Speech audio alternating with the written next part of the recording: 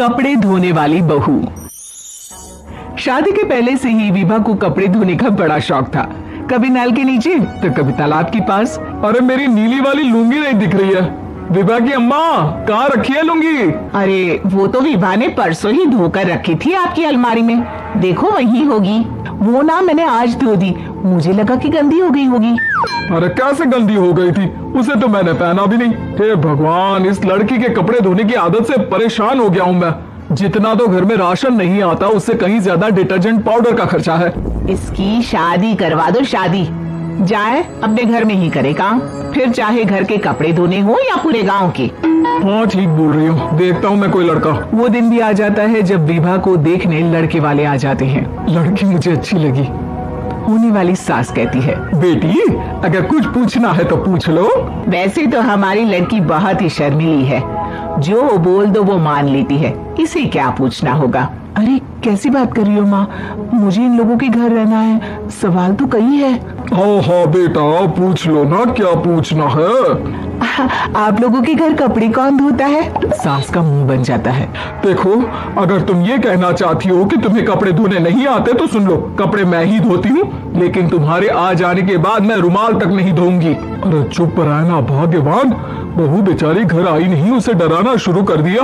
वो क्या है ना बिटिया, अभी तक तो ये कल्लू की माँ ही धोती थी, लेकिन अब तुम्हारे पापा तो दहेज में वॉशिंग मशीन देंगे ही।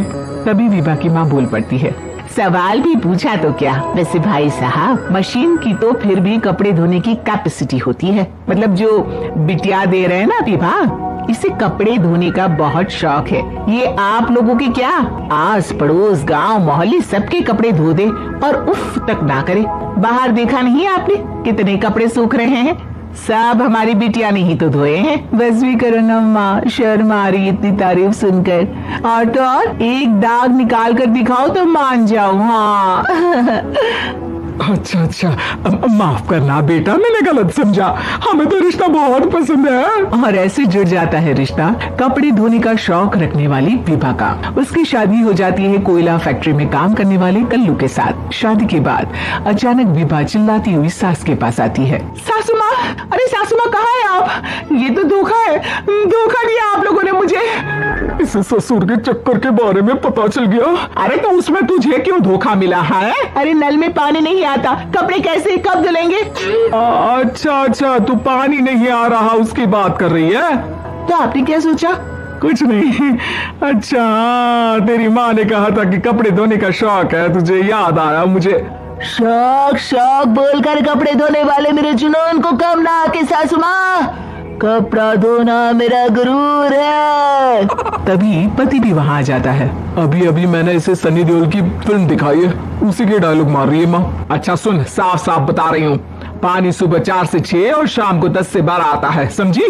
विभा टाइमिंग सुनकर हैरान हो जाती है। ये क्या भूतों का मोहल्ला है? सुबह 4 बजे उठकर कौन कपड़े धोता है? 4 बजे टंकी में पानी जाता है, फिर सारा दिन धोना ना, किसने मना किया? अरे कैसी बात कर रही है? 200 लीटर की टंकी में कितने कपड़े धो लूंगी मैं? सुबह ही उठ जाऊंगी मैं। अब क्या था, विभा सुबह 4 से लेकर रात के 12 बजे तक कपड़े ही धोती रहती।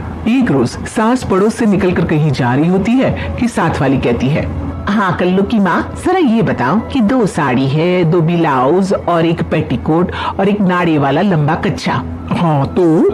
अरे तो क्या, कितना लोगी धुलाई ये बताओ। धोबन दिख रहे हैं हम क्या? हमारे पति सरकारी नौकरी से अभी अभी रिटायर हुए हैं और बेटा सुपरवाइजर है कोयला फैक्ट्री में।